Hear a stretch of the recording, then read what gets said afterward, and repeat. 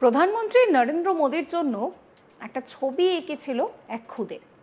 নিজের হাতে আঁকা ছবি নিয়ে অনেকক্ষণ ধরে সভায় সে দাঁড়িয়েছিল, কিন্তু তার দিকে কেউ তাকাচ্ছিল না।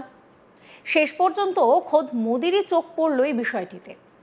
তারপর তিনি ওই খুদের হাত থেকে ছবিটা চেয়ে নেন, আর তাতেই আবেগপ্রবণ হয়ে কাঁদতে শুরু করে খুদে।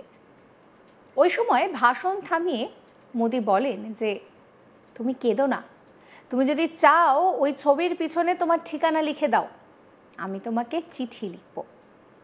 এদিকে খোদ প্রধানমন্ত্রী তার আঁকা ছবি নিয়েছেন। এরপর তো আর কিছু হতে পারে না। আবার বলছেন প্রধানমন্ত্রী যে তিনি চিঠি লিখবেন। ততক্ষণে কান্নাকাটি শুরু করে দেয় এই খুদে। দেখুন, সেই ছবি দেখাচ্ছি আপনাদের।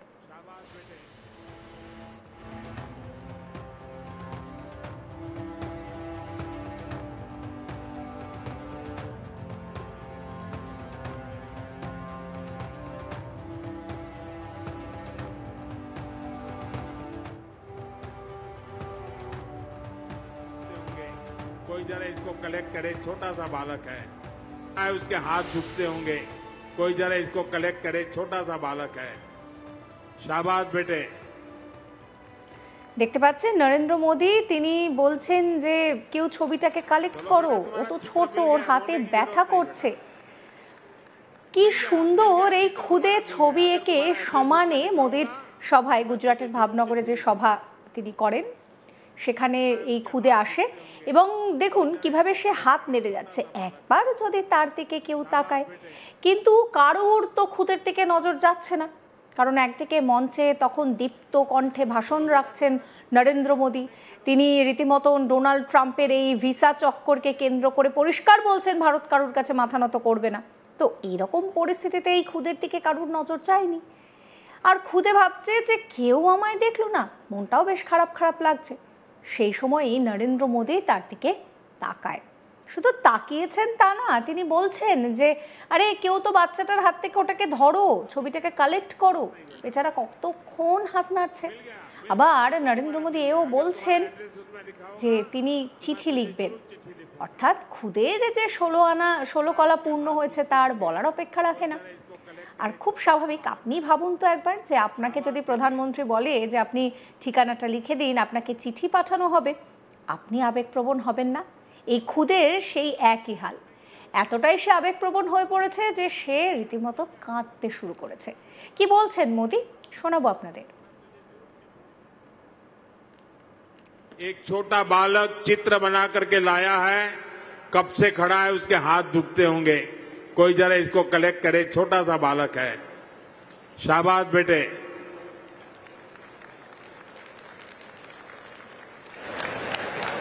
चलो बेटा, तुम्हारा चित्र मिल गया, रोने की जरूरत नहीं बेटा। मिल गया चित्र तुम्हारा मिल गया। अगर तुम्हारा एड्रेस उसमें लिखा होगा तो मैं तुझे जरूर चिट्ठी लिखूंगा। एक छोटा है, उसके हाथ दुखते होंगे। कोई जरा इसको कलेक्ट करे, छोटा सा बालक है। शाबाश बेटे।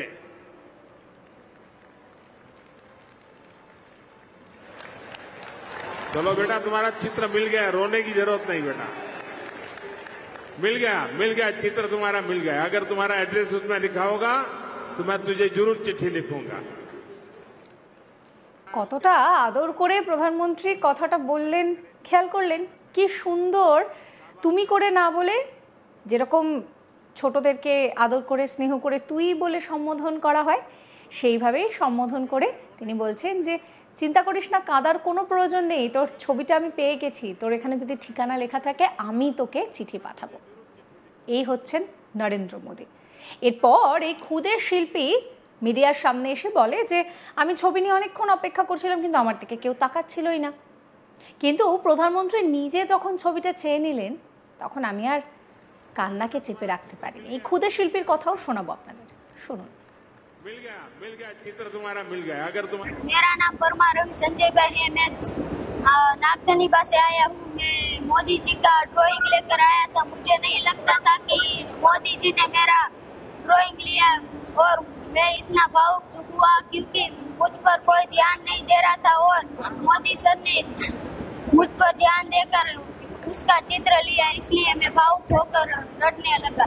मैं 2 दिन से पेंटिंग बनाने की कोशिश कर रहा हूँ।